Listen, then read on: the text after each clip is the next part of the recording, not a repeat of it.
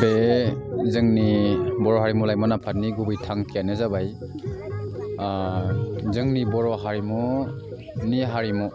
दामजु माखासे दामजु हारिमु जेरै खाम सिफुं सेरजा जथा गंगोना बेफोर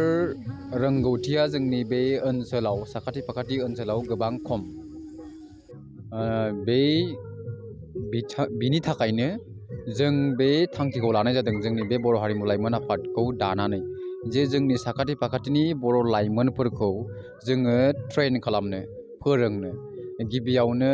जोंबो एफा एनै रोंगौ दा रोंथ'वाखै बिनि थाखायनो जों बे मोनसे टीमखौ दानानै जोङो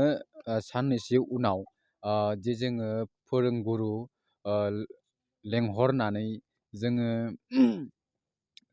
गाव सोलोंना लाग्रोगोन बेनि उनाव जोङो जोंनि साखाथि फाखाथिनि बर' लाइमोनफोरखौ ट्रेन एबा फोरोंगोन गामि गामि थांनानै बा बर' ओनसोल थांनानै आरो बेजों लोगोसे जों बे खैरोगुरि बाथौ थानसालिनि साखाथियाव थानाय लांदां हा बेयाव जोंनि मावखुलिजों लोगोसे जोङो बेयावनो बड' मिउजिकेल इन्सटिटिउट एबा एकाडेमि लुनायनि जों थांखि लादों बेयाव जोङो अफिसजों लोगोसे मिउजिकेल इन्सटिटिउट लुनानै जोङो जोंनि साखाथि फाखाथिनि लाइमोन गोसो गुदुं हारिमुआव गोसो गुदुं लाइमोनफोरखौ जोङो बेयाव फोरोंनो हायो नामा ओरैनो फोरोंनायल' नङा सासे सार्टिफाइड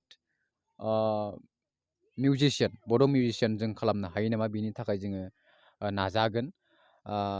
आरो बेनि थाखाय जोंहा नाजानाया सोलिगासिनो आरो जोंनि बै आफादखौ रेजिस्ट्रेसन आफाद खालामनो थाखाय जोङो संबिधान लिरनायनिबो जोङो प्लानिं खालामगासिनो एसेनोसै।